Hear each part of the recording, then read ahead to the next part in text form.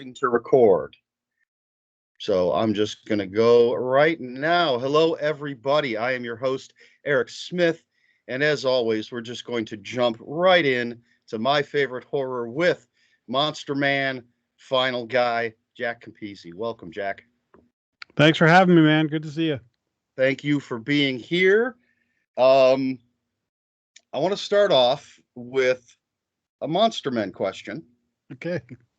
Which is basically, how did Monster Men come about? That's a question I know well. So Hunter Shea and I, my partner, have been friends for over 20 years before he was Hunter Shea or an author. And when he started writing and getting published, I had been co-hosting a marketing video podcast with a guy who's a marketing guy and an author and speaker.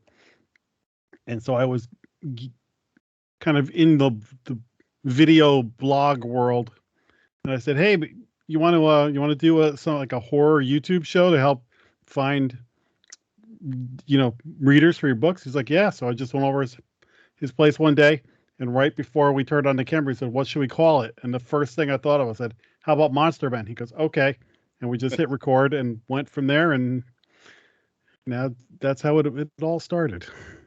Was there alcohol involved with the very first episode? Absolutely. The whole premise of it came from alcohol in a lot of ways, because when we started working together, that's how we met.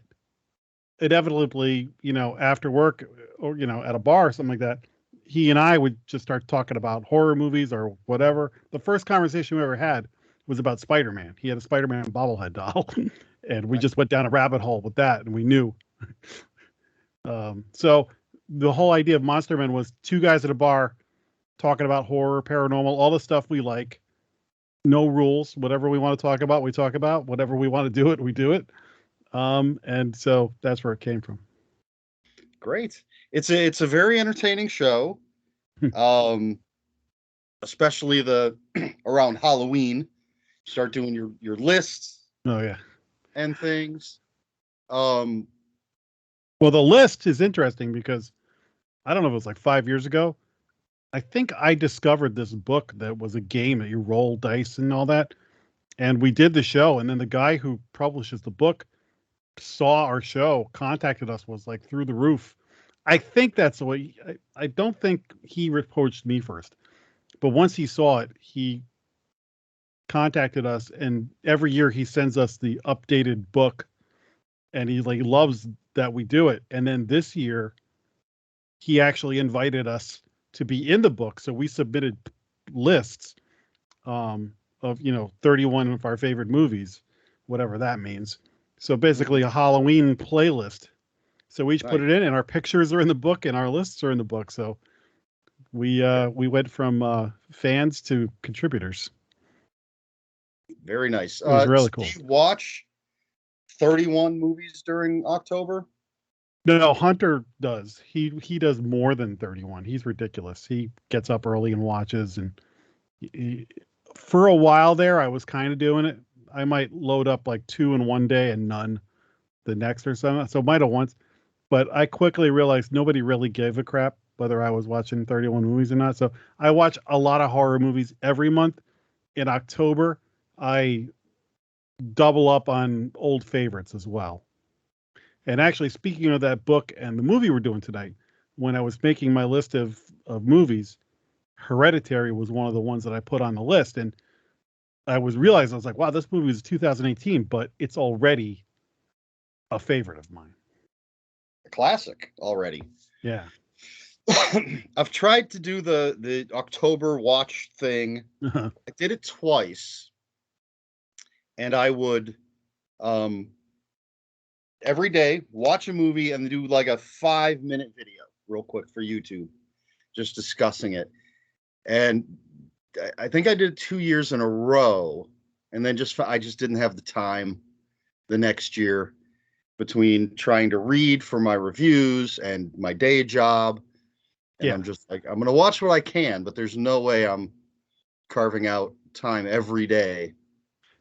I think it's more important to have fun with watching horror movies. Once it becomes like work, you're not having fun with it anymore. Unless you're getting paid to watch those movies. You know, and I Right. also, you're a content creator like I am, so you're already watching a lot of stuff all year, right? So I always feel like Halloween is the time of like, oh, I got to watch Trick or Treat. I'm not going to watch Trick or Treat in July. I'm going to wait for Halloween for that. Right. Actually, since starting this show, I've watched more movies than the rest of the year. Yeah. Um, simply because, and I've said this many times, regular viewers will have heard this, but if I have to make the choice between reading and watching something, 95% of the time I'm picking reading. Yeah, you're the opposite of me. But most people for this show pick movies to talk about. So I've rewatched a bunch, and then like with tonight's movie Hereditary, I'm watching some for the first time. Which is why when we were discussing what we should watch, as soon as you said you had never seen Hereditary, I was like, well, for God's sakes, we have to do that then, because part of the fun of this movie is after the first time you see it, because there's nothing, even after you watch it a second time, it evolves. So that I can't wait to see what your But visceral we're response we're gonna was. get into some of this when we get to that part of it. Yeah. Um, so I noticed I was looking. You're to me more of a cipher than the other final guys. I don't even Um, know what that means. one because they are all three authors, and so they have that sort Not that good authors, but yes, technically authors. they have that online presence Hmm. of promoting their books, and um, I can go to their web page and all of this, but trying to find out about you, it was basically just going through your Twitter feed and all Well, your. go ahead. Keep going. I did blogging for a long time, but nobody really reads stuff anymore. And so the more Monster Man grew, and then once I got into Final Guys, I haven't written a whole lot. But 10 years ago, when 24 was on, I used to write a blog every night after 24, and I had a huge following. But this was before like post show things were a real. I did it by email at first, and then someone was like, "You should do a blog." And it's like, "What's that?" I used to like update a front page web page, and then when what was it? The e-blogger, that was like the greatest thing that ever happened to me. So I did stuff like that, and then like I said, I sometimes I write stuff on the Monster Men page. I don't really use my blog that whole lot anymore, but it's there if I need to. And then for a while, Final Guys, we were doing movie reviews on the page, but Jason updated the page one day and all the movie reviews are gone. So we don't do that anymore, I guess. Yeah, wasn't Steve Barnard writing reviews for you? Barnard did a few, and he's always got it. Actually, I'm glad you mentioned him. I've known Barnard online forever, and I always thought that he was some kind of serial killer because of the crazy stuff that he watches and everything. And Hunter has been with him online watching movies and Zoom and whatever. I never knew what he actually looked like beyond that picture. When you had him on this, that's the first time I ever actually heard him or saw him. He is the person I have known longest online. Got to be at least 10 years. And that's the first time I ever saw him. And what that proves is whenever they catch a serial killer and all the neighbors are like, "Oh, he was so quiet." I mean, there you go. Yeah, he's always yeah, we met I think at Horror Mall in the chat rooms at the Haunt. I have no idea what Horror Mall is. Horror Sounds Mall fun. was a horror site, which I found actually. I mean, this is one of those links in a chain kind of thing. I used to go to Borders Books 3 Hmm. times a week, 2 or 3 times a week. I'd always go on Tuesday when the new books came out. I would always go on Saturday if the weather was nice because I would do some shopping, and then they had a nice patio, and I'd get something to drink, sit out on the patio, and read.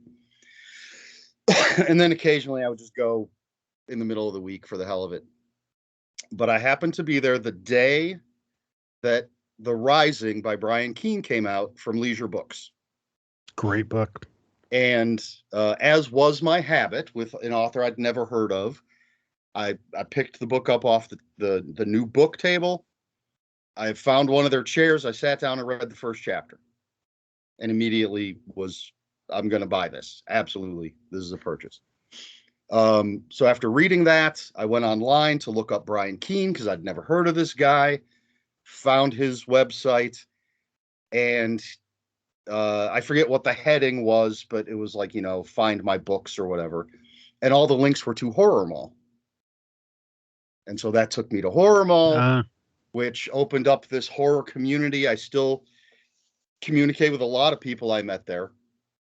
And we actually, at the Haunt, which was their chat room, we had a weekly Saturday night meeting with fans, writers, publishers, anybody that wanted to, just join us and talk about whatever. And we even started a book club, and we'd read a book every month. And then we'd pick a Friday night to discuss it amongst the book club. And then on Saturday, we'd have the author on, which was a lot of fun. But that's where I met Steve. And we've stayed in contact all this time. We've played Magic the Gathering online, where he always kicks my ass. But that was the first time I heard his voice, the first time I saw his face. Yeah, that was great. Now it's funny. I want you to expand more on the cipher thing for me, because then I want to flip it back on you. So one of the things about three authors, so there's an underlying motivation for the three of them to be in the room to help promote their books. So the question is, why am I doing it sometimes? I'm doing it because I love it. Like, I wish I could be a talk show host or a DJ or something. So for me, I like to be, I don't know, an entertainer or comedian or whatever the right word is, but I like the broadcast business or whatever, the content creation side of things. So for me, I get to sit around and talk about what I love and be funny, and it's kept Hunter and I in touch. It's like our poker game, getting together. And I think Hunter's the same way. He definitely, he's great at promoting himself and whatever, but he wouldn't have kept doing this if he didn't love it. And all that. But you're not an author, right? I've seen you online and your stuff. But so you're kind of the same as me. You're not like in this to promote your books or something. No, technically I started on YouTube because I read a 9-book Star Wars series, The Fate of the Jedi, and had no one to talk to about it. And I had lots of thoughts. So I made my first video, and it was about all 9 books. And then after that, I just decided, well, I'm gonna start reviewing books, and I want to promote reading.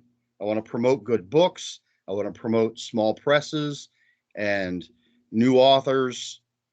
And so that's what I've been trying to do, which is why I don't review anything on there that I would give less than 3 stars on Goodreads. Yeah. And I used to be on the reviewers list for a couple of publishers. So I would get books to review, but I took a hiatus and took my name off those lists because I felt, again, it was a job now. I have to read and review this book. And I felt bad if it was a book I didn't like, and I have to review and say, this is, I don't think this book is good. Yeah, we wrestle with that a little bit on Final Guys when we're talking about movies we watch, and like should I bring up something I watched that I didn't like because I don't want to crap on something. I probably bring up stuff I don't like more than maybe some of the other guys, because I don't like, Hunter watches way more movies than anybody else. He has a weird work schedule, and he's got a wife who will watch that stuff. So there are just times where I'm like, well, all I watched this week was something I didn't like, so I'm talking about it. So yeah. But you just, sometimes you feel bad. You're like, I don't want to say something. With books, I'm with you though. I wouldn't actually write a review of something unless I liked it, or unless I was getting paid. You know what? With Goodreads though, I used to just be like, I read this book. I give it. I know. I've gotten to know authors from doing the stuff that we do. So I'm like, good book, 5 stars. I've brought it down to like 4 stars is like my generally best rating because I want to save the 5 stars for if I read the new Salem's Lot or something that's all time. Right. Like I need somewhere to go, and I'm also biased. Like Hunter books get 5 stars from me because that's my boy. Whether I like them or not, you'll never know. I do go with what the stars actually say. If you actually put your cursor over the star, it says 3 stars is I liked it. 4 stars is really liked it, I think, and then 5 stars is it was amazing. So that's sort of the criteria that I'm using. I do, since I can rate things however I want on my videos, there are those rare books that I give 6 out of 5 stars. That's good. And I used to draw all my ratings. So I'd read the book, I'd pick some image that had something to do with the book or that was in the book, and I would outline 5 of whatever it was. Like I forget what the book was, but I did Christmas tree cutout cookie spears. So just outlined Christmas tree cutout cookies, and then say it was 3.5 that I was giving it, I would fill in 3.5 and have outline of just 1.5. I stopped doing that because it was just becoming too much work. Didn't have time to do it, which is why I don't edit anymore. The other thing you run into, though, especially if you're dealing in horror, you're doing this series of My Favorite Horror. We run into this in every single podcast I do. Is there's a lot of movies that you love that are bad movies. So it's also like I am not a huge fan of assigning numbers or like rankings on things, just ratings a whole lot. But I did find, I actually just pulled it up. Some guy had someone somewhere had a good rating system for a movie 1 to 10. So 1 starting at the bottom, 1 garbage, 2 bad, 3 lame, 4 meh, 5 all right, 6 good, 7 cool, 8 great, 9 awesome, 10 amazing. I was like, that's pretty good. That because there's so many times when we're talking about in Final Guys where we're like, so what'd you think of it? And you're like, I can't say it's a great movie, but I enjoyed it. Yeah. Or I could give one movie a 7 and another movie a 7, and one of them is it overachieved, and I'm surprised I like this so much. Another, I'm like, I gave it a 7 but I'm talking negatively about it because I really thought that was going to be a 9. Right. Well, for me, it's like there's this movie called Carousel. Mm-hmm. It's it's super low budget. It's not well acted. But I love it. I absolutely love it. I can watch it over and over again. I think it's hilarious. I love that the killer carousel unicorn is always just a stiff carousel unicorn. They don't try to animate it in every way. I love the fact that it has a horn, a natural weapon, but I think maybe uses it once to kill somebody and then uses crazy things for the other kills. Oh, that's inventive. So it's not subjectively, it's not a good movie. Subjectively, objective, whichever. It's not a great movie. Never. It's again super low budget.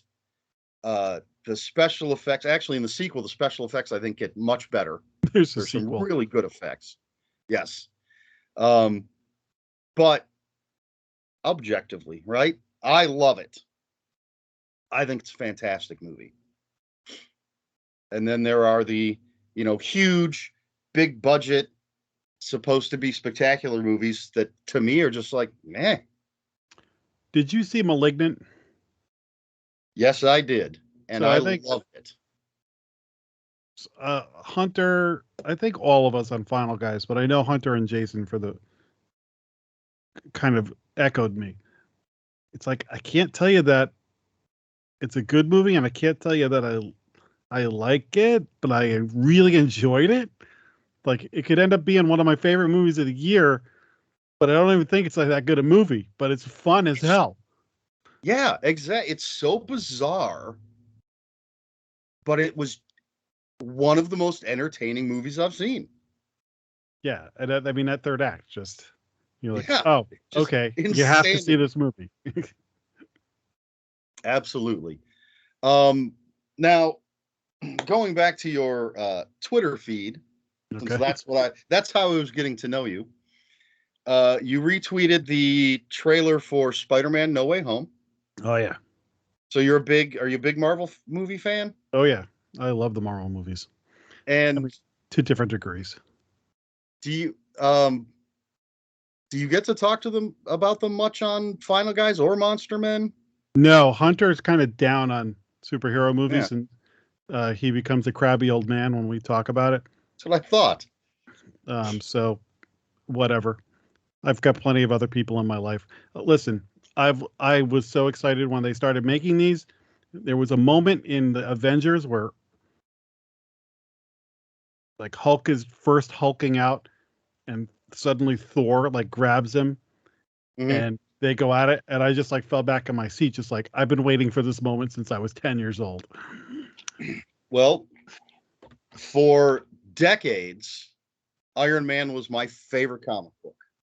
So the fact that that was the first one, just my little heart was a Twitter. And now another one of my absolute favorite comic books is Shang-Chi. Ah, so you're And really so in. I was so excited for that. What'd you think of that? I loved it.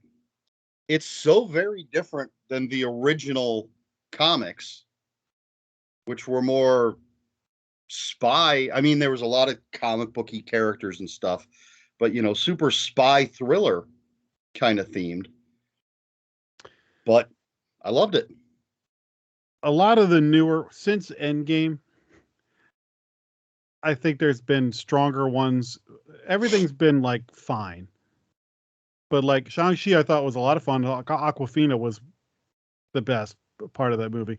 I thought the ending got a little bit big and Right. superhero, but the bus scene is amazing in that. And it was like fun. But am I running to watch it again? Like anytime Winter Soldier is on, I'm like, oh, I guess I'm watching this tonight. FX shows them all so much that you just see them. So me and my Marvel friends who you talk about this stuff all the time, we were like, well, we have the first 10 years. And my nephew, who was like 10 when this all started, and I took him to every movie, and is now graduated from college and living in Boston. And we still, when we talked to each other, we're like, what did you see the trailer? What do you think? When we took our picture outside of Endgame, and he's now like drinking age, and he was 10 years old when I took him to Iron Man, and I said, if this does well, they're talking about maybe doing an Avengers movie, and so I was like, a bunch of us are just like, whatever happens after Endgame is gravy. We Yeah. got that. And there's hills and valleys in there. There's some movies Yes. that are better than others, but even the bad movies, or bad's not the right word, but weaker movies got you the Hulk, or had something. Doctor Strange ain't my favorite movie, but it got him into the universe. So I'm like, cool. I don't need to watch that one over and over again, but it got him in. Right. I'm not the biggest Black Panther fan. It kind of feels like a kid's movie. So I'm like, it's fine. I could good bad guy, whatever. Captain Marvel. Since Endgame, I'm like, yeah, they're fine, whatever. But it got them in to the universe, so now you have Brie Larson. So like I said, right now I think that the Disney Plus shows are better than the movies at this I was moment. just going to ask you if you've been watching those. Oh Uh, yeah, I haven't seen Eternals yet. neither have I. I did see Black Widow in the theater, and I always say I think that's lower mid tier for me. Yeah, But Florence Pugh and David Harbour make that movie, you're exactly right. It's like and I'm that movie gets them into the universe. I'm yeah, not running to watch it again. but it was fine. But they could have done that. Should have been made years ago. And the villain wasn't that great. I'm a huge Taskmaster fan. Oh, but yeah, the use of Taskmaster was disappointing to me. Also, covering up Olga Kurylenko, whatever her name is. Yeah, she's not somebody that should be hidden under all that. I'm trying to pick this up without breaking it, but there's my very nice lead figure. Ooh, you're not messing around. The sword broke off once. It's precariously glued on. Yeah, Florence Pugh, she's going to be in the Hawkeye show, I heard. Yes. Yeah. Which starts, as of this recording, starts next Wednesday. That looks so good. See, that looks like my sweet spot because I love the funny stuff. Well, I've always been a Hawkeye fan. I used to have the Tales of Suspense with his first appearance. Because it was Iron Man, and I used to have almost every Iron Man up to issue 200. And I actually just recently they just released the Hawkeye trade paperback of is it Matt Fraction's run, which is what they're taking a lot of stuff from that comic for the show. Apparently, yeah. I only read Hawkeye in the Avengers context, probably 90s. Okay, that's cool. Loved him as leader of Thunderbolts, but yeah, I've just always liked I've always liked archery, so like those Archer characters. I'll tell you what I just watched last night. I don't know if you have Hulu. I do. Hit Monkey. Ooh, I've not seen Hit Monkey. I'm going to write that down. And they dropped. I assumed it was going to be like they normally do, where they drop the first 3 episodes and then the rest is weekly. But it looks like all 10 episodes are up. I don't even know what Hit Monkey is. It's Marvel character. And he has had run-ins with like Deadpool, Spider-Man, all the characters. But basically there's an assassin who is wounded, stumbles through the wilderness, collapses. He's dragged by a monkey to a hot spring. This is in Japan, where the monkeys help him recover. And while he's rehabilitating and practicing his skills, this one young monkey is watching him. And then, without spoiling anything, that young monkey becomes Hit Monkey. Nice. But with sunglasses, a suit. Oh, okay. Now I know what you're talking about. Yeah, and it's got Jason Sudeikis. Oh. Olivia Munn, George Takei is in. I don't know how many episodes. Oh my. Yes, I don't know if you're familiar with the character Lady Bullseye, but she's in it. So I only watched the first episode last night and loved it. Very Japanese animation style. Almost actually, I thought like a mix between Archer and traditional anime. Oh, I'll have to check that out. Did you watch any of MODOK? I watched the first couple episodes. Me too. I kind of forgot about it. I need to revisit it. And I need to finish. I was very excited when Hellstrom was announced. No. And I watched most of it, but I haven't finished it yet. Did you watch any of that? No. It's got Jack Lemmon's daughter in it. Really? Well, I watched Grumpy Old Men the other day, so. They don't call her Satana, but essentially that's who she's supposed to be because she's the brother of Damon Hellstrom. That's on Hulu? Yeah, that was a Hulu original. They were supposed to do that and Ghost Rider. They canceled Ghost Rider before it started. They went ahead with one season of Hellstrom. Did you see Ghost Rider on Agents of S.H.I.E.L.D.? I watched the first episode of the season he was in. I'm trying to remember if he's in that first episode. I saw a few. I bailed on Agents of S.H.I.E.L.D. after a while. It was good for a while, then it kind of lost me. I stopped watching it in the middle of the first season, And then after Winter Soldier, I went back because I was like, well, wait a minute. If all of S.H.I.E.L.D. is Hydra, how is that affecting the show? So I went back and finished the first season to see how it tied in. And then I watched maybe the first episode of the second season, and then a few episodes with the Inhumans, and then came back for that one episode because it was going to be Ghost Rider. They were supposed to be talking about the Darkhold, and I wanted to see what that was all about. All that stuff. Did you watch? I watched all the Netflix stuff except the last season of Daredevil. I watched the first season of Daredevil and the first 4 or 5 episodes of the second season. I watched the first season of Jessica Jones, which is awesome. Didn't watch the second season of that. It's only okay. Did they have 3 seasons or only 2 for that one? 2 Jessica Jones. I watched I love Iron Fist. I can only watch the first 4 episodes of that. That was just okay. And then I'm a big fan of Luke Cage, but I didn't see any of that, and I didn't see the Luke Cage show was pretty good. Or the Punisher. But again, I always tend to read instead, and sort of just fell out of the habit of watching these things. I need to go back and watch the last season of Daredevil just to get through all of it. But I'm really looking forward to Hawkeye. Loki, I thought was amazing, and that was the game changer as far as the Marvel series. I thought WandaVision was a blast, and I can't wait for Agatha to get her own show. Agatha all along is my favorite thing that's happened in the past 2 years.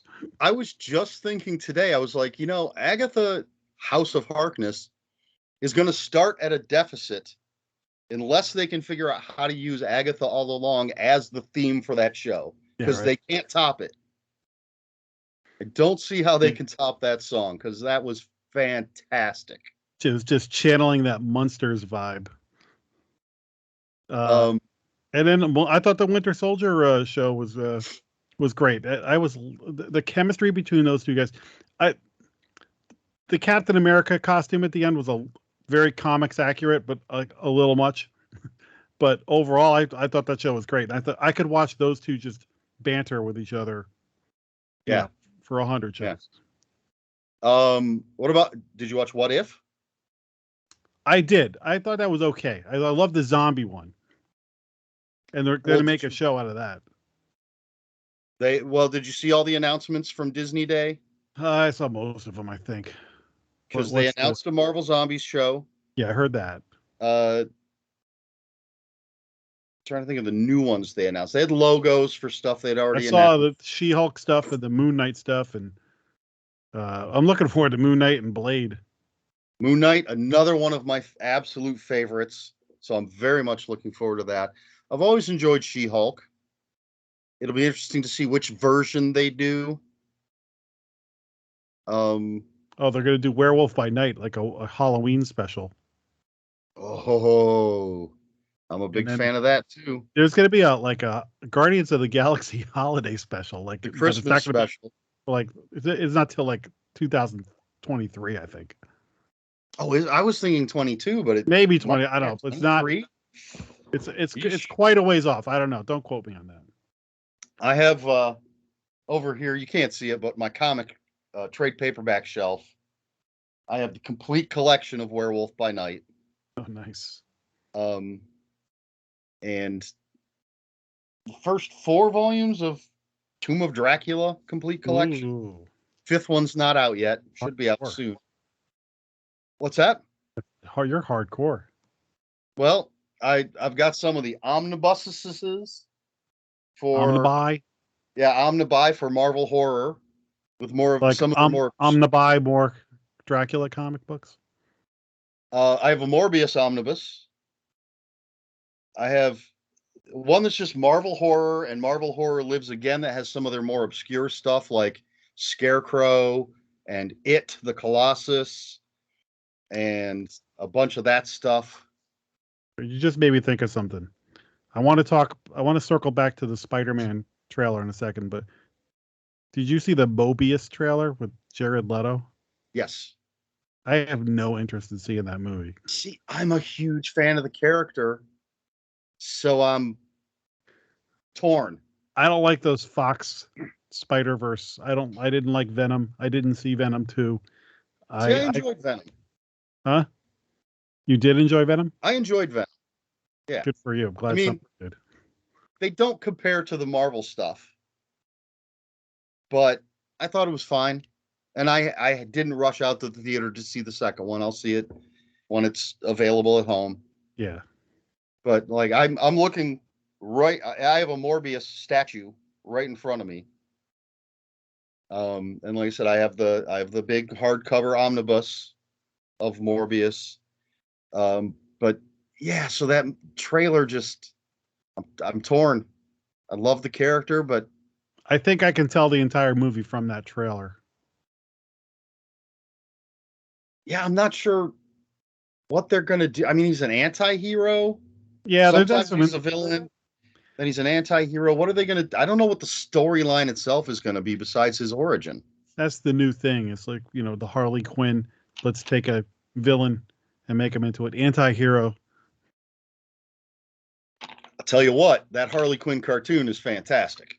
I haven't seen that. I got to see that. So good. What's that Hard on? R-rated. I Well, gotta now see- it's on HBO Max. I have HBO Max. I got to check that out. So this, good. I was going to say, I've loved all the DC Originals TV series from, well, it was originally on DC Universe. They're now on HBO Max. I don't think I've seen much. I like the DC animated movies for the most part. Yes. Generally much better than their live action. Yeah, doing that live action is. So the Spider-Man trailer. Let's hit that real quick. I'm most excited that Willem Dafoe is back as the Green Goblin. Green Goblin's like my favorite all-time bad guy. I know he's got a Power Ranger looking costume. Yeah, I was not thrilled with that costume. But just seeing, I mean, him and Alfred Molina are so great as those characters. But just his voice, like he is the perfect guy to play that character. That whatever the hell he looks like, I don't care. I'm like, you got Dafoe back. Awesome. His portrayal was great. Yeah. I'm excited because now I don't know how well this is going to, if you can see it. My favorite Spider-Man villain is the Lizard. He's up there. I have my awesome. That's pretty sweet. Yeah. So I was excited to see him back, although I want a movie that's got him in the lab coat the entire time. We had it for a minute in Amazing Spider-Man, and it doesn't look like at all at least in the trailer. But to me, that's the iconic image, is a lizard in a lab coat. Yeah. So actually, the thing that Hunter and I, when we first became friends, was we both had a Spider-Man album when we were kids that was called a rock comic with the songs. You know this album? Well, I do. Plus, Hunter just talked about it when I talked to him. Okay, so as soon as we brought that up, we started singing the songs back and forth to each other, and we went from like I just had met him to like we were separated at birth. Like it was blood brothers. Yeah, and a couple of things. Number one, a few years ago at the Chiller Theater Convention, we met the dude who sang the songs for all that. He's the guy who sang for the Archies, and we just had the moment with him. We were like, dude, that album, it's the greatest thing ever. Like, it's changed our lives. But that was where I was introduced to a lot of those characters. So the Vulture, the Lizard, and the Green Goblin were in a dream sequence at the beginning of that. And so that was where I fell in love with all three of them. And then that's where the first time I ever encountered Doctor Strange was on that album. And I love it. So that's funny. I can't wait to hear what Hunter had to say about that. Yeah, he and I spent, I don't know, half an hour just talking comic books. Yeah, the comic books that I really gravitated more was like X-Men, Spider-Man, Batman. I went Avengers. When I was like a kid, I didn't collect comic books. I read them at friends' house. I watched stuff on TV or whatever. When I got into college, some dude in my dorm had comic books, and I was like, holy crap, man. He introduced me to Wolverine. I was like, this guy kills people? This is the greatest thing I've ever seen. And then one night I was sick. I was in my dorm room and I had a picture of Wolverine on my dorm door. And somebody knocks at the door, and it was like a Friday night, and everybody was out, and I was just watching TV under a blanket because I had the flu or something. And this dude who was like a baseball player I was pretty social with people, but I didn't really know this guy that well. And he's like, "Hey, is this your Wolverine picture?" I was like, "Yeah." He goes, "I love Wolverine." I was like, "Well, that's cool. You just knocked on my door because you liked Wolverine." So we started talking. I was like, "Oh, this is cool." And he goes, "You like comics?" I was like, "Yeah." He goes, "I'll be right back." He comes back with a bag of Batman. I hadn't been collecting Batman. He gives me the Dark Knight Returns. And he goes, "Read this. It's going to change your life." I came back to him and I was like, "Dude, I love you. This is this is like the greatest thing I've ever read in my life." You know, I knew when I was reading, I was like, because Adam, I freaking love Adam West. That was Batman to me. And I was like, whoa, what are they doing with Batman? This is amazing. Yep. That's a one of those uh comics that changed comics. Yeah. See, I can't remember a time when I wasn't reading comics. I remember first grade going on a trip to Colorado and buying a copy of The Brave and the Bold that had Batman and Green Arrow in it. I remember we had a place downtown called Eddie's Cigar Store that my dad would go to. He'd take me, give me a quarter. I'd get to buy one comic back when they were a quarter. Um, and I think my introduction, though, was the 1966 Spider-Man cartoon. Oh, God, I love that. That and the Adam West Batman, which even though I'll tell you what, that Spider-Man cartoon, I remember being really young and I was at my neighbor's, this kid Jeff's birthday party. And on the TV, the Spider-Man cartoon came on. This was in reruns. And I went home to my mother and was like, "There's a Spider-Man cartoon. We have to find it." And it turns out it was on like a UHF channel. So I had to like find it, and we got good enough reception that I could watch it. Then eventually it came to like one of the mainstream. But yeah, for me too, I was just like, that's the best song in the history of songs. I was just going to say, I still say that is the best animated series theme song ever. It is the alarm on my phone. Nice. That is what I wake up to every morning. Well done. Hey, listen, and the Batman song, right up there. Yeah, absolutely. And that Batman show, I might credit with my sexual awakening. Batgirl, Catwoman, Amen. all three Catwomen. Just Julie Newmar, though. Julie Newmar, oh, absolutely. Goddess. Kit, Lee Merriweather, and then Yvonne DiCarlo. Yeah. Batgirl. Oh no, Yvonne Craig. Yvonne Craig. Yes, thank you. Yeah, absolutely, just beautiful women. Yeah. All right, I'm gonna have to take a minute. Yeah. So, another thing on your Twitter is your. Now I forget. I just looked at it. Your tasting club. Tasting club. Tasting club. So, tell me about the apple cider donut Oreos. Is that what they those are so good. So I just had Oreo. First of all, I love apple cider donuts. So every fall, wherever I am, if there's an apple cider donut, I'm getting it. I had just gone to an apple orchard and went apple picking with some friends, and I spent a boatload on donuts. I had a scone that was like one of the greatest things I've ever eaten. I got apple cider. I put a little bourbon in it. But anyway, every fall I'm looking for apple cider donuts, and there's nothing like an apple cider donut and a cup of coffee. Then I learned about that Oreo had the flavor. And Oreos are always a staple of my tasting club. I'll tell you how that all started in a minute, but I couldn't find them anywhere. So I actually went on Amazon and I paid a little, not a ridiculous amount, but a few more bucks than you should pay for a box of Oreos, because I was like, I have to know what these taste like. And I got them. And then just the other day, I'm in CVS and there they are. I'm like, son of a, but I don't care. Some of the Oreos we have are hit and other are miss. These were hit, and it was funny because I immediately was like, "Oh, this is so good." I put them out at work, and all the guys have them. And some people were like, we salted brownie ones that like went like in a second. People weren't reacting real strong to them, but everybody liked them. But then literally, I had a phone call, came back, and like half the box was gone in 20 minutes. I was like, holy. So they put their money where their mouth was. So yeah, I highly recommend the apple cider donut. I'm gonna have to try to find some and try them. Tasting Club came from a place where I worked. There was in the cafeteria there was maple bacon potato chips. And so me and this kid went down and got them. We're in like the live streaming of sports and stuff like that.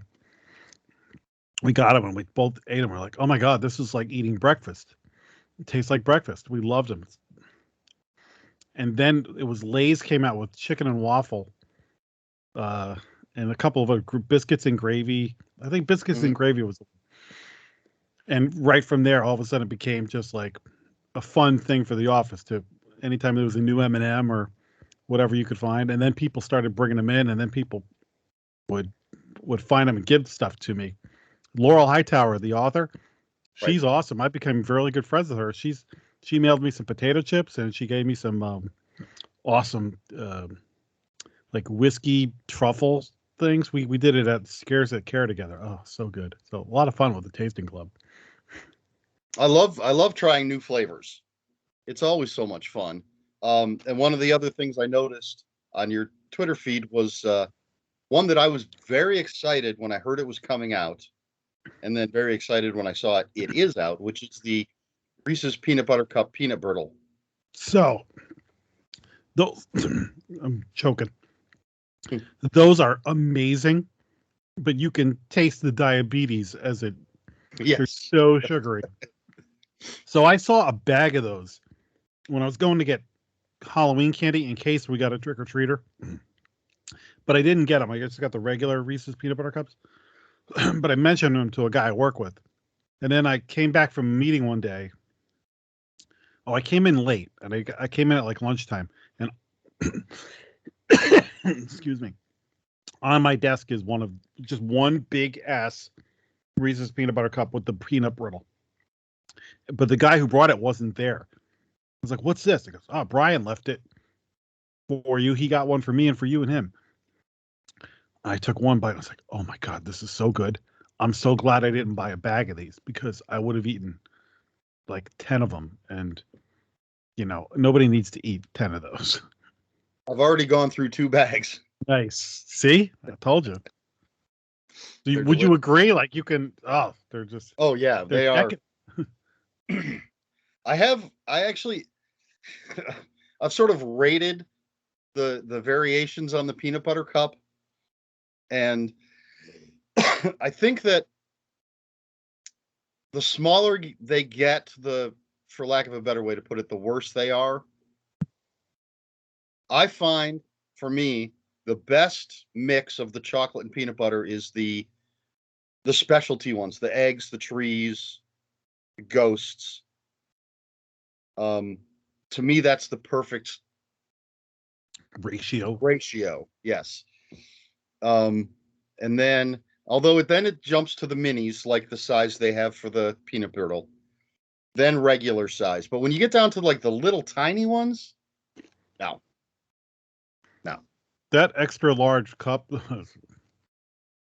I think for the peanut brittle one too, you get a sense of everything. Like you get enough of a bite.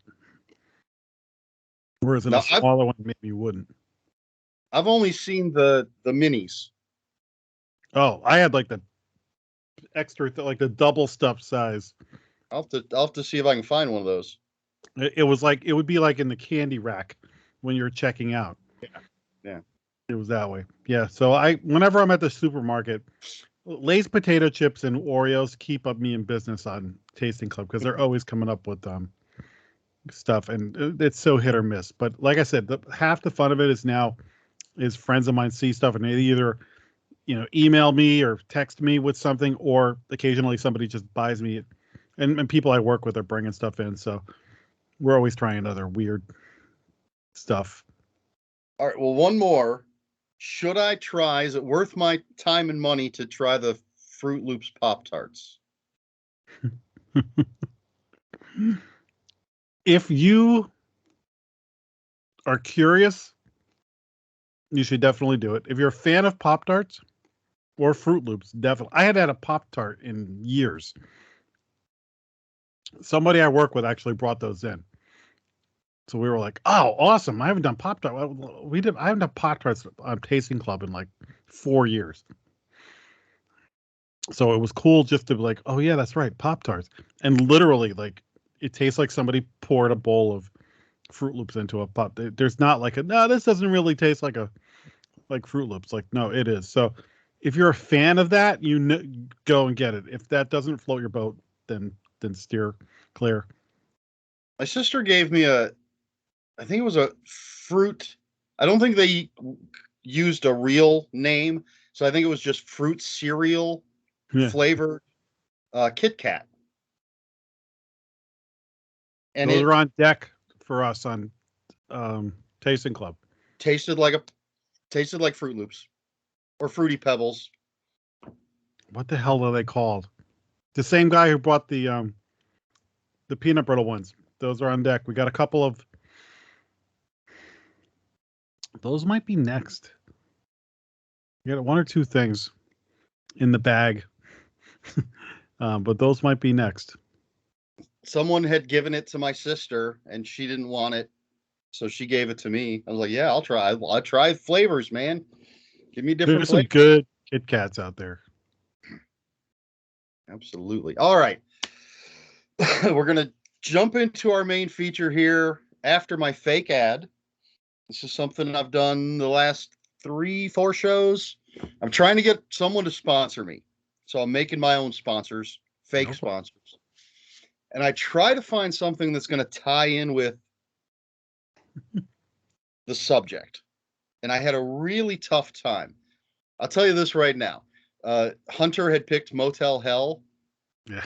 And I had to go with something generic horror because I couldn't come up with anything to tie into Motel Hell. He loves that movie. So initially I was going to go with this book, The Devil and Philosophy. Oh. There's this whole pop culture and philosophy library. I have a bunch of the books. And since we had, this whole demonic thing going on, if I'd taken the time and looked through every single one of my books, I probably have plenty about possession or something, but nothing was coming to mind. And then I realized I have this little card game. So my fake ad, my non-sponsor for this episode is the 2 to 5 player card game, Cthulhu Gloom. Oh, nice. Now, this is just a Cthulhu skin on the game Gloom. The original game is very gothic, has a very Charles Addams or Gaian Wilson feel to it. This is just the Lovecraftian. I'm nodding like I know what that meant. Version. But in this game, each player has a family. The object of the game is to make your family as miserable as possible before killing them off. That fits this movie perfectly. The game, it has these clear cards. Ooh. So this is Herbert West. Nice. From the Miskatonic family. And what you do, it's essentially a draw a card, play a card kind of thing. So you take these, so you have your family members, and you take these cards and put them over your family member. And now he has negative 20 points. And then there's some other symbols that do things. And then there's cards you can put on other people's family members to give them positive points. You want the lowest points possible. That's really funny. And then eventually when you have a character set you think okay, these are the lowest points I'm going to get on this person. He's got the symbols I want. Then you play a death card on top of them. And as soon as someone has killed off all 5 members of their family, the game ends. Everybody totals their points for their dead family members, and whoever has the lowest score wins.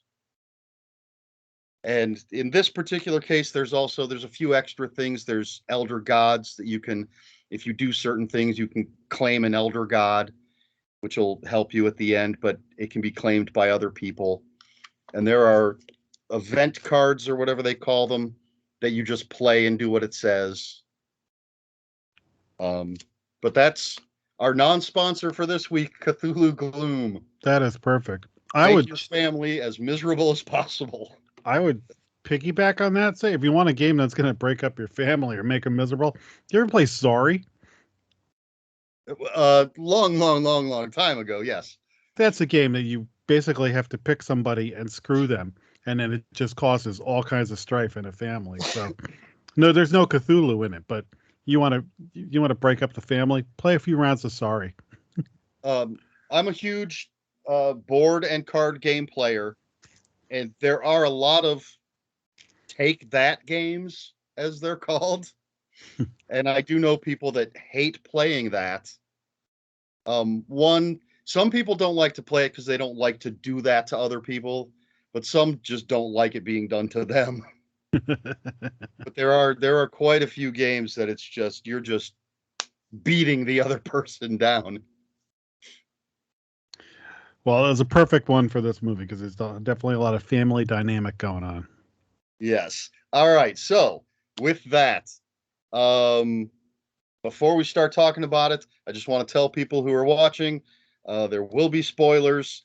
If you have not seen Hereditary, that's our movie we're talking about, obviously. If you haven't seen it, pause this video, go watch that movie, come back and watch the rest of this, because now we're going to get into talking about Hereditary. Let's do it. All right. So first of all, is it possible to give a quick synopsis of the film? It's a lighthearted family rom-com. Yes. The matriarch of the family passes away, the grandmother. And then the rest of the family has to deal with the fact that she's part of a cult that wants to put the spirit of the king of hell into their son. And hilarity ensues. Yes. And you already mentioned why we went with this, because you had sent me a list of 6 or 7 or 8 movies, and I sort of whittled it down to 3, but this was the one I had never seen. Yeah, I'm dying to, because look, I saw the trailer for this movie and I had no interest in seeing it. I think we did it for Final Guys. I went by myself to see like a matinee of it and was blown away and was like, usually I have a pretty good gauge from a trailer, and I misread this because they do a good job of not giving away the movie. And right. I was crazy. But like It Follows, it's one of those movies that some people just love it and other people are like, I hated that movie. Especially the third act takes some turns, which it's funny because It Follows Hunter up on his top shelf of horror. Right. Because yeah. I'm that way with this one. I'm going to say right now, I think I fall in the middle. And we probably say written and directed by Ari Aster, who's a master. I was actually surprised it was shorter than I thought. Well, it's because Midsommar never ends. 2 hours and 7 minutes. I thought it was closer to 3. I will say, I think I was at a disadvantage because I waited too long to watch it and knew too much about it. Okay.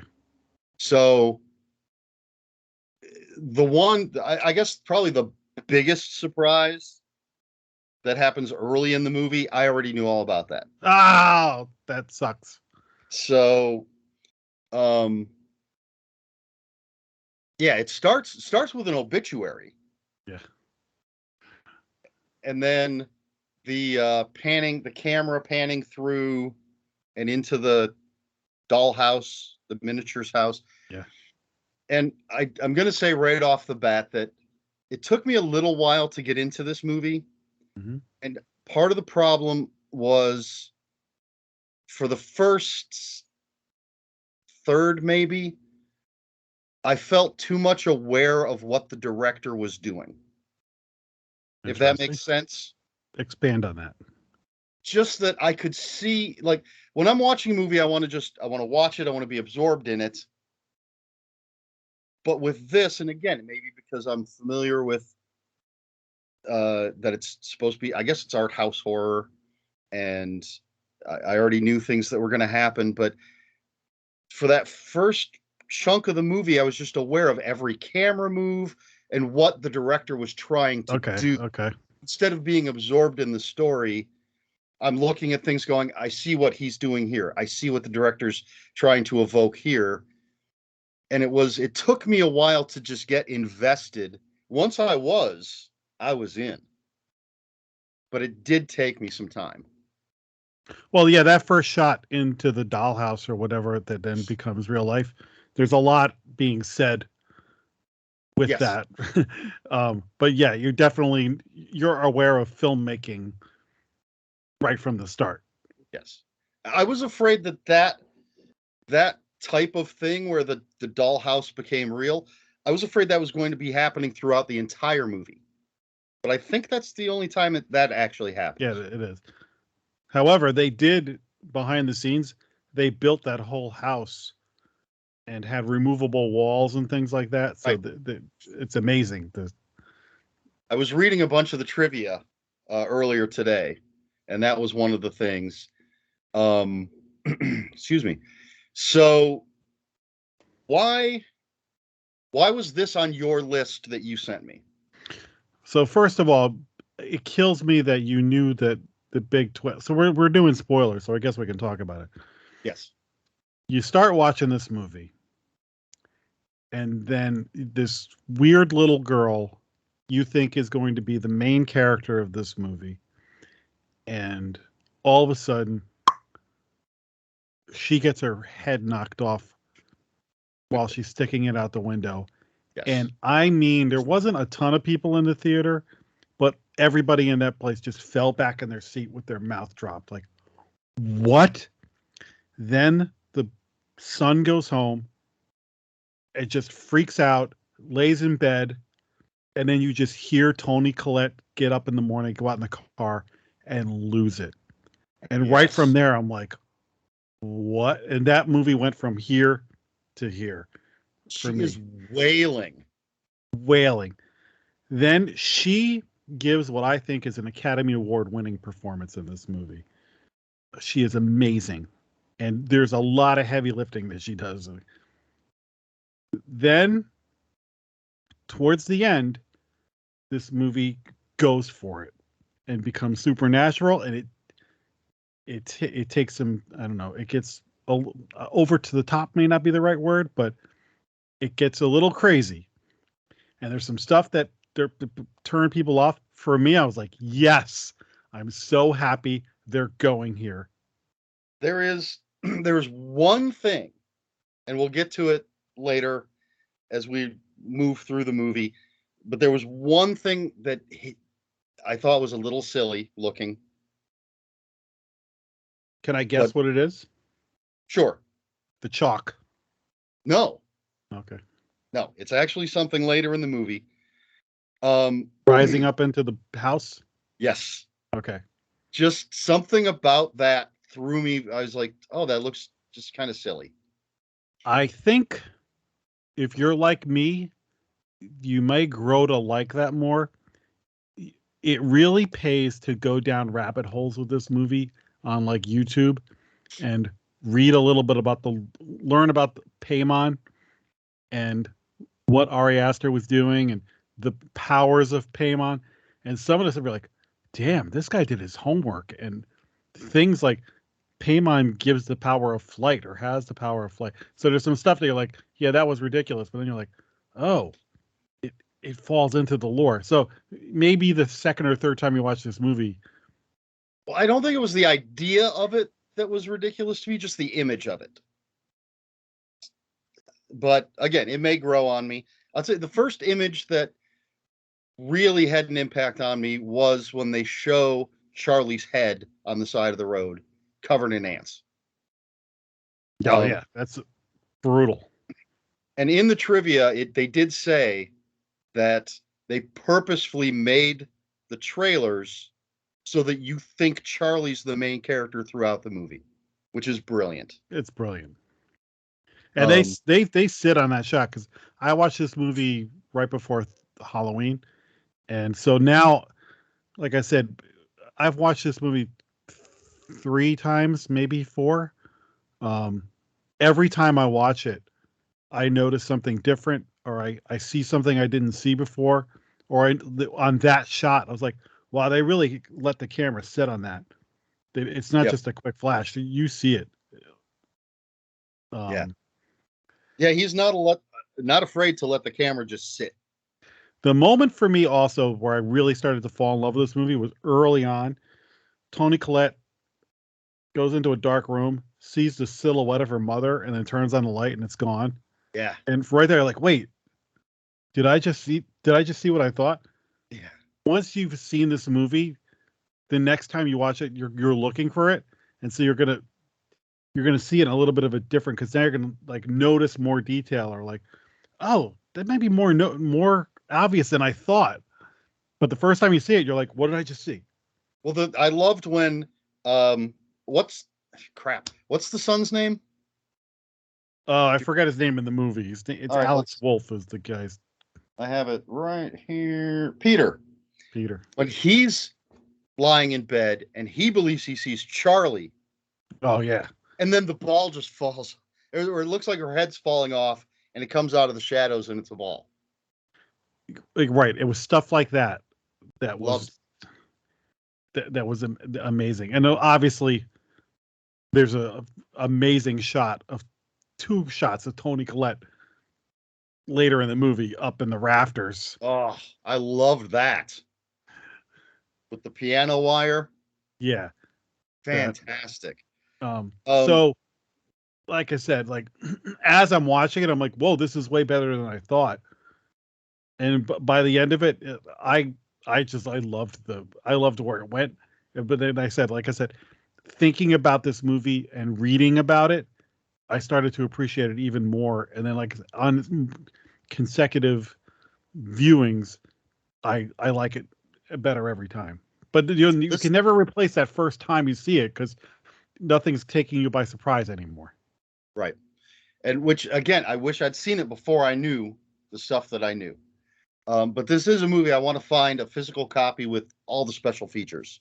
Yeah, me too. I want all that stuff. So, and it starts out very just sort of family drama. Mother, the patriarch or matriarch, as you said, has passed away. We're meeting our characters. Toni Collette, Annie,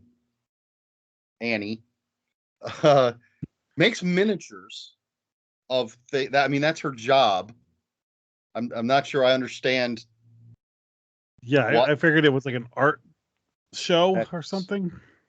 But she had clients calling about deadlines and things. I figured there was a show she had to present that or something. I don't know. And then I don't know what Gabriel Byrne's character does. He works in an office. I know that much. Yeah. He's the most put together person in the movie. Yes, absolutely. He's the one that's getting everybody together for the funeral.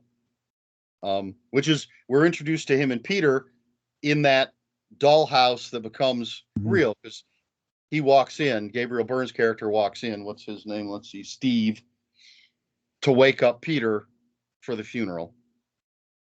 And we learn early on that Charlie has a peanut allergy because she's eating chocolate, and no peanuts in there, right? And yeah, tons of little clues Tony Collette mentions not knowing a bunch of the people at the funeral. And the people at the funeral are freaking you out. That dude yes. smiling at her while Yeah.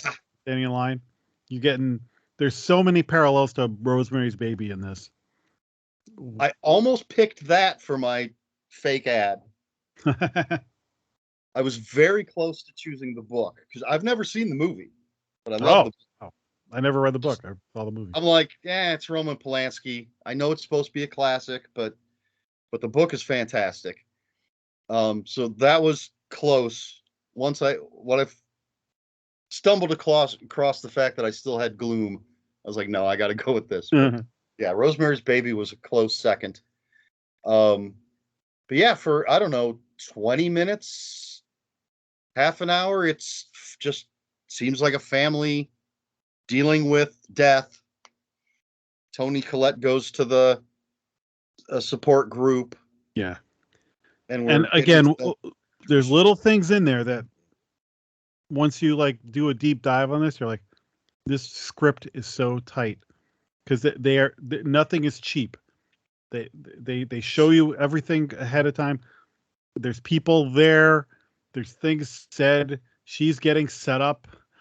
When she's talking about her family and her father and her brother and their deaths, and then later in the movie, you're like, wait a minute. Is it the way she said it was? Is it that simple? Or well, one thing she says her brother committed suicide because she thought that her mother was trying to put people into his head. Yeah.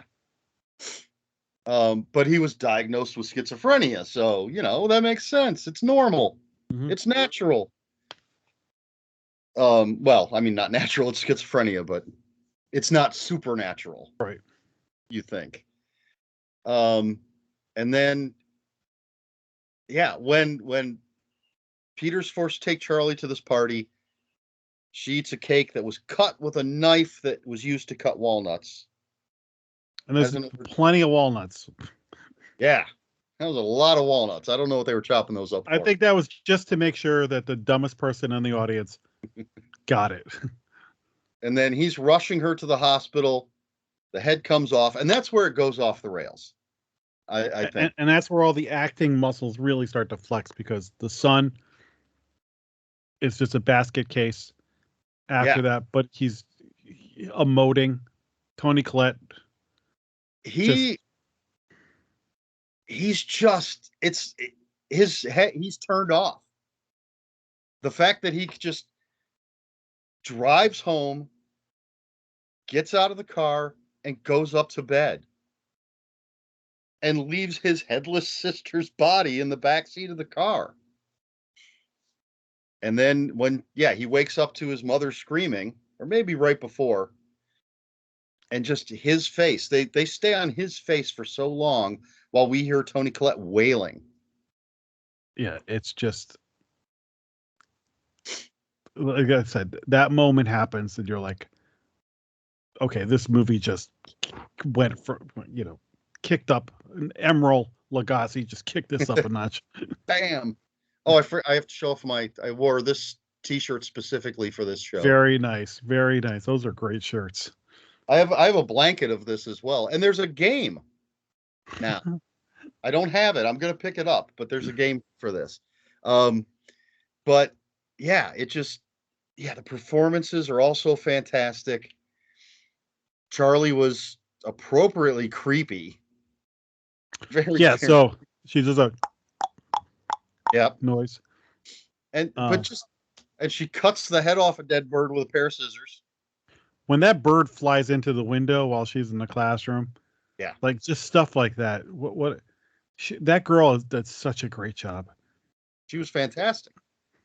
I understand the point of killing her off, but it would have been nice to see her performing for more of the movie.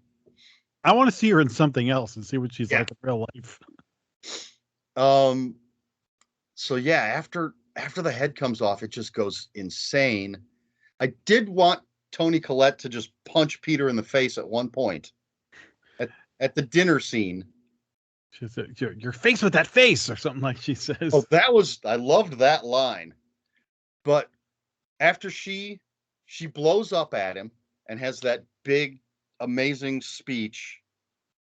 And then when he says, "You're the one that made me take her, or you're the one that made her go to the party," essentially placing at least some, if not all, the blame on her. I wanted her to smack him. Just wanted her to smack him. It was, though, an interesting choice of the mother to be like, is there going to be drinking at that party? No. Who believes their kid? Yeah. Take your little sister to a high school party. The kid's got a point to some degree, but yeah, that would maybe not the right place to be dropping. Yes, definitely not the place for it. And, she says, she's like, I understand it was an accident. You've still never said I'm sorry. And you'll, of course, notice later that the Pyman symbol is on the pole. Telephone pole. Oh, when she makes a miniature of that and Gabriel Byrne walks in and sees it, he's what the hell are you doing? Again, that's another one of those moments in the movie, because that happens and you're just like, what? Like, she lost it. And the blood stain on the little miniature pole. Oh. Yeah, it's the more I talk about it, the more I'm like, yeah, I'm digging this movie more the more I think about it. Despite taking time to get into it. I'm telling you, like, in 6 months, watch it again.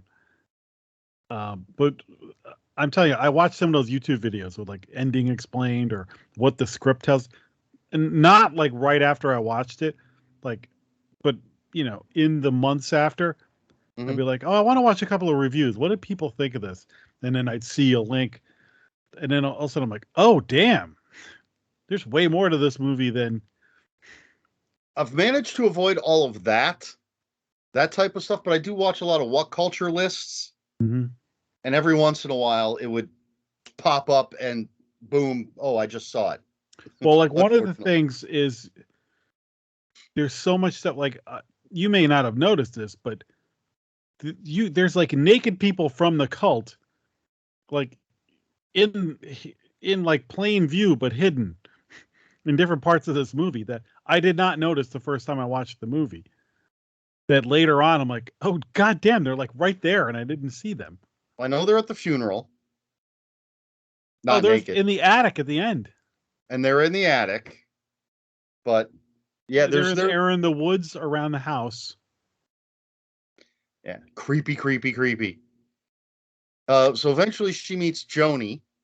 Yes. Who does a great job. So the manipulation of Joni is really at the heart of this, because she comes to her, as a friend at the group, and if you ever need anything, then she happens to run into her at the craft store. And I think if you even look in the trunk of the car, I think the chalkboard or something is in there. The chalkboard that she says was a prized possession of her dead son she's buying it at the craft store. Yeah. And then when she does, so that's what I was talking about with the chalk. When I first saw this movie, my number one complaint, I was like, when the chalk writes on the chalkboard, that felt a little hokey to me. But since the other times I've watched it doesn't bother me like it did, because it just seemed so. I was aware of a special effect, right?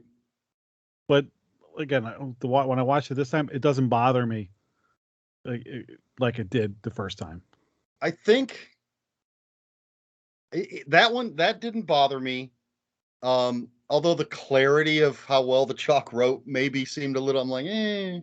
I was like, is there another way they could have done that? I would have been bothered later when Toni Collette is doing this if we had seen the pen, because she was trying to get Charlie to draw. See, they handled that really well. And if we had seen the pen like float up and then go down and start that, I don't know, would have worked. It's like maybe they could have done something without writing, like the way that the candle blows up in the second seance. But now in the first seance, what you don't realize is happening is, what's her name? Joni. When she has her like recite that, she's basically having Toni Collette do an incantation to like invite payment into her or whatever. Yes. Yeah, it's setting everything up. So All the their whole thing about don't mess with the machinations. Ouija board because you don't know what you're letting in, like Mhm. that is exactly like she's getting so deceived there. Yeah. So yeah, they do the Joni's all excited because she went to a seance and they contacted people. And so she wants Toni Collette to come and they contact something. That glass is moving around. And there's writing on the chalkboard, and Toni Collette freaks out. And but then she decides to try it herself and just cajoling her husband and son, just badgering them. And I thought everybody acted kind of the way. There's so many unrealistic reactions to stuff in movies, and I thought this was like the before the seance, like you're being ridiculous, shut up. Then the thing happens, and now you're just like, I can't believe what just happened, like yeah, freaking out. and Peter is uh, really freaking out, which I assume I took it to be his guilt manifesting. If this is one, he's freaking out because something crazy just happened, but two, if they've really contacted Charlie, he doesn't want to have to face that. Yeah, And then the and it's dad, interesting when he refers to her as mommy. yes. Um, and then all sorts of other stuff.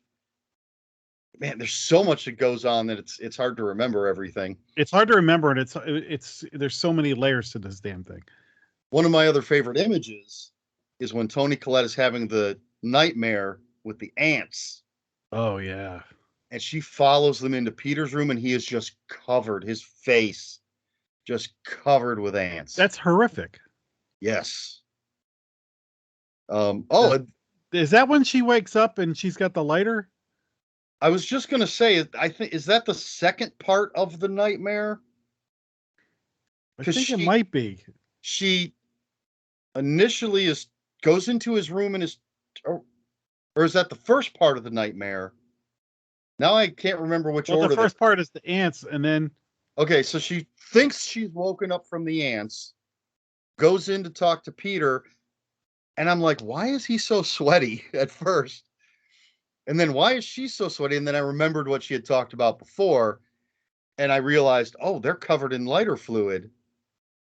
And then she's tries to light them, and then she wakes up. and then Actually wakes when up. she wakes up, isn't that when she accidentally says, like, I never wanted to have you? Is that in the nightmare, or does she say it for real? If she says it for real, Okay, then but I think she maybe might that's say it like when after she wakes up and she realizes like they start talking. right. And but it was stuff like that when she just like accidentally blurts out, like, I know she tried to abort him, and then, Yeah, and I mean, look, Charlie was always like, I'm crying because my grandmother died because now I don't know who's going to take care of me. right. Well, there was the part where Grandma wanted me to be a boy, and when in the support group, Toni Collette talks about how my mother she was the one that fed Charlie. She was the one that would take care of Charlie. And I'm thinking, she's got the spoon with the little rubber end and she's scooping up. But then you see a miniature of grandma pulling her boob out to Yeah, feed the baby. I mean, it's disturbing on so many levels. The fact that that Yes, happened, one thing, but then a miniature of it that is, she made the miniature of it. Yeah, and she tells Peter she never wanted to have him, but she's glad she did, kind of thing. actually along the lines of those miniatures. I forget where it is in the movie. I think it's before she goes to visit Ann Dowd. Joni. Joni. Let me write that down so I remember. I have the IMDb on my phone right here next to me. She spills paint, and the paint Yes. is right by her card. I saw this on a video. The paint falls by itself. She doesn't actually knock it over. It was a Okay. supernatural occurrence. So like draw her eye back to Joni's number. yes. So like there are bigger things that the supernatural forces took that girl's head off. Supernatural forces were involved in getting her to that seance with Joni. Like there's way more at play here. I love the moment where she's knocking on Joni's door. Joni's not home, but you see the interior of Joni's house with what's her name's the daughter's stuff is in there, like the the dolls and stuff. Yes. Well, all right. So is Charlie a vessel for Payman? And that's why but she's not the proper vessel. And that's why she has to die to release Payman so he can go into Peter. That's what I think. That's my interpretation of it. Because Payman wants a boy. Yes. Yes, but that's highlighted in the book. And I forget why they couldn't get, maybe she couldn't get access to Peter when he was young enough. So they had to settle for Charlie, which they were hoping Charlie was going to be Charles. Yes. But yeah, she was basically temporary housing for Payman. So, and then there's the whole thing with so we do get Charlie drawing in the book. Pictures with his eyes crossed off. And I did like when Toni Collette initially throws it in the fireplace, and as the edge of the book starts burning, her sleeve starts burning. But then that leads to her eventually grabbing her husband, saying, "We have to get rid of this book. We have to burn it. It's going to kill me, but it has to be done. I'm willing to sacrifice myself." But that's not how it turns out. Yeah. That's another one of those moments that I think you're in or you're out on this movie, because that's a big moment. And for me, I was like, I mean, that's where the climax starts. And it has one of my favorite Toni Collette moments, because she throws, she wants her husband to throw it in because she believes she's going to catch on fire, but he won't do it. He says, "You're sick. We need to get you help." She grabs the book, throws it in, and he just bursts into flames. And she is screaming. And then she just stops and goes dead face, which is just a beautiful moment on her part.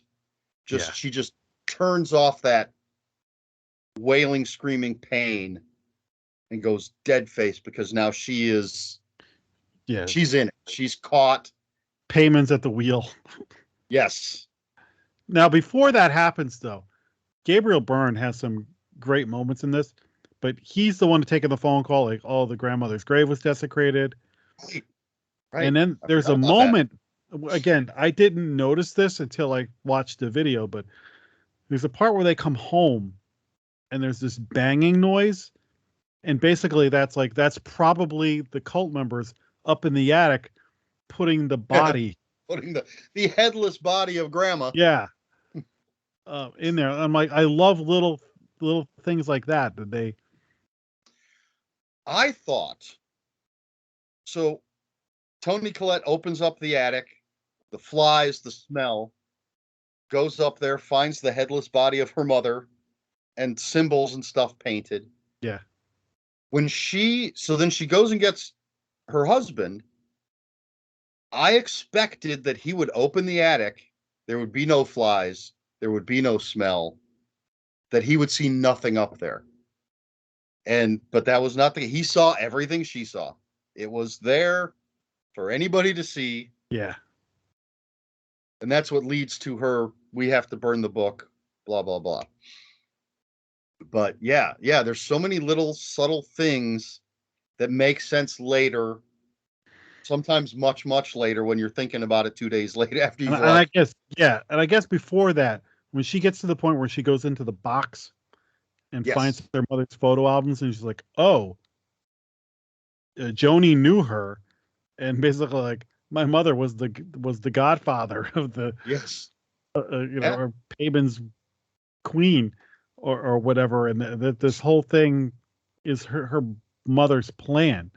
And she's been like a apologizes. There's somewhere where there's the mother like had written a note to her or something that's like, sorry, that like it's basically like I got to pull this bandage off. It's gonna hurt, but it's for your own good. Like, Well, when she first goes to Joni's, she's like, "Oh, your welcome mat is embroidered just like my mom used to do." And then we see some of those when she's going through the boxes. that's what we see Charles on the. Yeah, and she finds the photo album, sees that her mother knew Joni, and is like, Joni never once mentioned that she knew her. And pointing out that you have a welcome mat just like my mom used to make is the perfect time for a normal person to be like, "Oh yeah, I knew your mom." Yeah. But no, it's all kept from her. But she finds photo albums, she finds the books on demonology and other things, and highlighted passages about Payman, including that he wants a male body. And But I then, like how accurate to Payman, at least on the surface level, this is, because once you like go and do a little research, you're like, oh, this is like actual stuff. well, that's what I like in a movie, is when the director or writer, or if it's the same person, the writer director, takes the time. Kind of like with The Witch. I don't know how you feel about that movie. I love that movie. I love that movie. And the fact that apparently so much of the dialogue is straight from letters and journals from that time. And he actually used the I can't think of the word, but building the cabin actually used the tools and Oh yeah. so that you didn't see power saw marks on the lumber, and went into that kind of detail that people aren't even necessarily going to notice. No, you're right. And so it sounds like Ari Aster, went into that with, as far as Payman goes, at the very least. Well, there's even little stuff like there's like she gets like a little sludge of tea on her hand, and like it's referenced in that, I think in that scene with the photo album. But like I never in 1,000 years would have noticed that if I hadn't gone back and researched the movie. But that's the kind of Ari Aster. He's like, no, I meant that. Like that's in there on purpose. Like so you see the seeds of this conspiracy, and like he doesn't cheat anywhere in this movie. Well, when I talked earlier about being aware of what the director was doing, part of it was like, I know that directors, set decorators, all those people, they are making choices. But I think on certain movies, they might say, okay, it's a teenage boy's bedroom circa this year, and they throw up some band posters or whatever. Stranger Things, they just throw. And I don't know that they put the same thought into it. That to me, Ari Aster, every little tiny thing, it's not, oh, grab some of this sort of thing to dress the room. It's, I want this very specific thing, this very specific thing, this very specific thing, and this is where they're going. That's the feeling I got. Yeah, that's why everything this guy, I can't wait for his next thing, because I don't like Midsummer as much as this movie, but I really like that movie. And Haven't seen it yet. It's because of the work the guy puts in on it. Like it's a very, again, it's got some of his hallmarks on it. It's got a lot of hidden stuff in that too.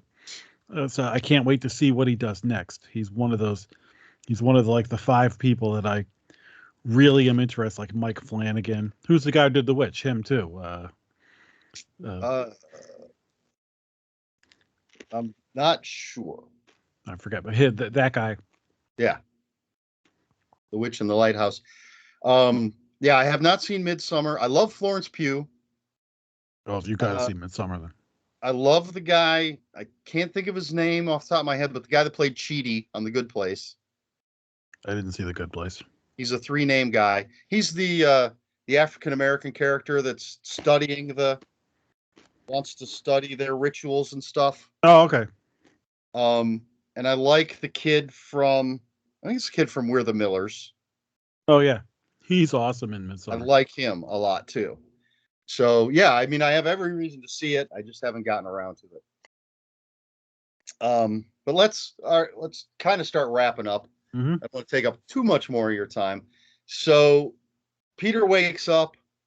I love you just have that blurry image of his mother first scurrying across the wall. Well, Really? no, the first one, she's just in the corner. No, it's before that. Before that, okay. you see super quickly she scurries across the wall. I think he's still upstairs. It's when he goes downstairs. I can't remember the order.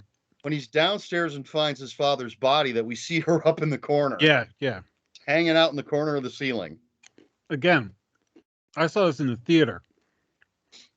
Every time something like that happened, you're like, what?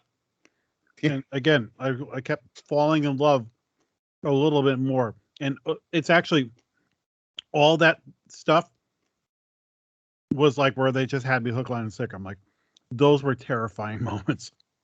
That, and then he runs up into the attic, finds grandma's headless body, and his mother.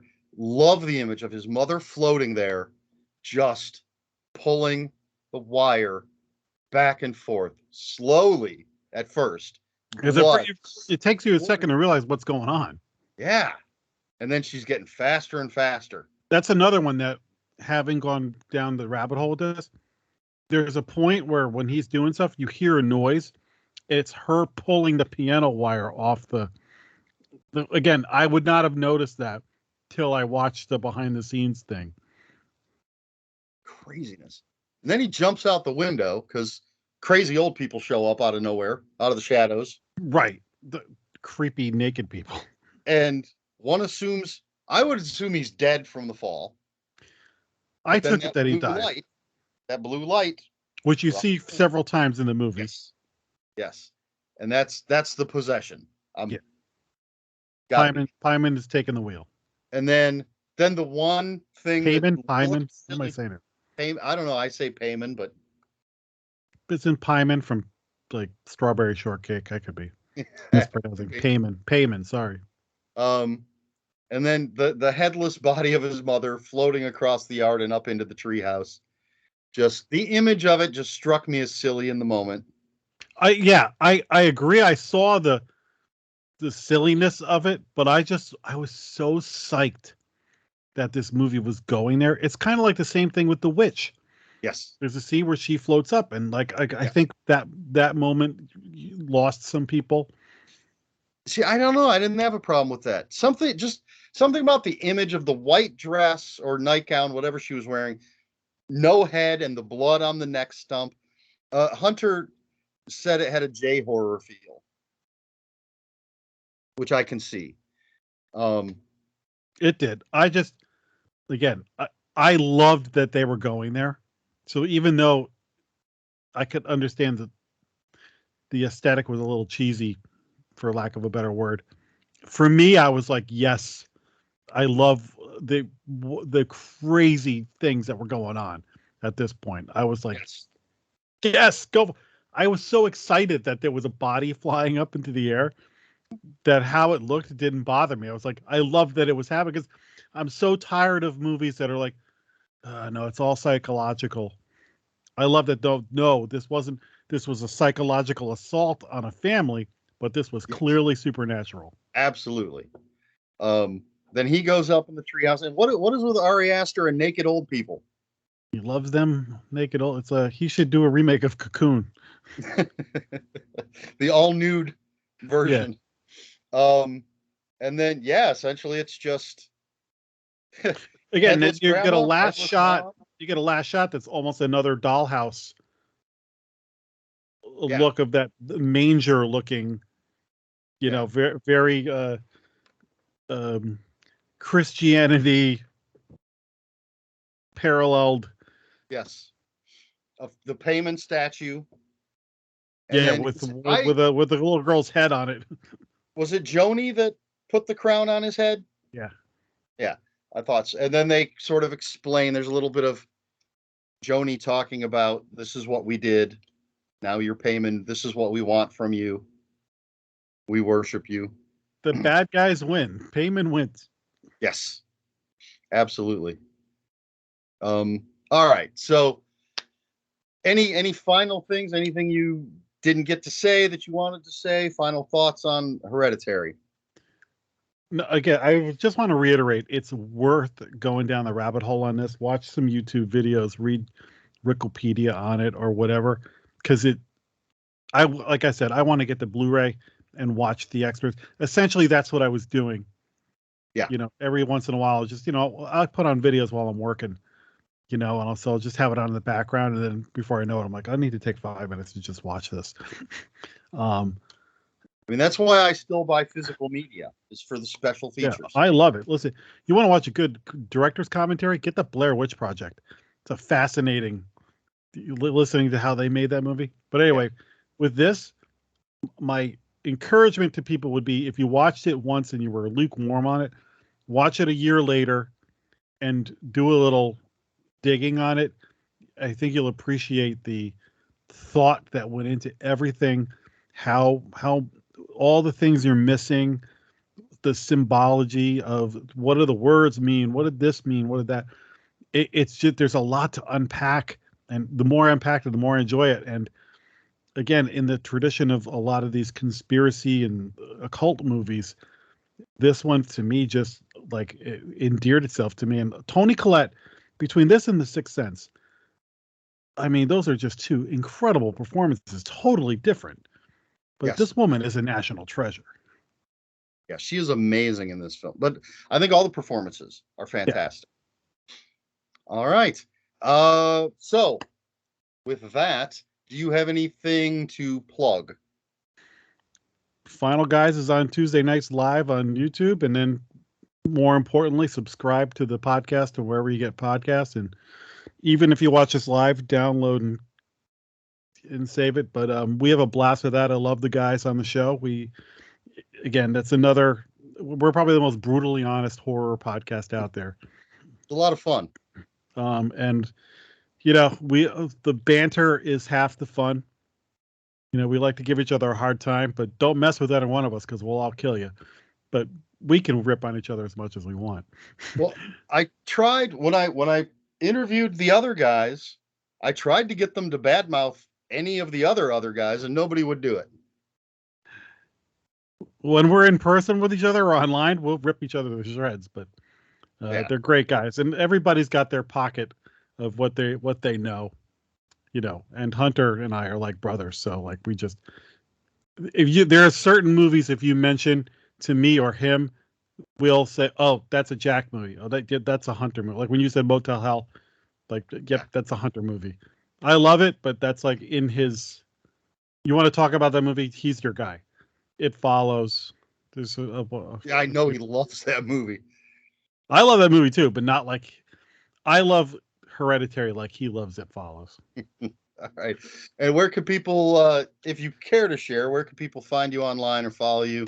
Oh, well, Monster Man as well, which is on YouTube, and we also now have an audio podcast. Monster Man is a really good one to watch on YouTube, though, because even when we're doing it over Zoom, it's a lot of fun. But it's good to have the podcast.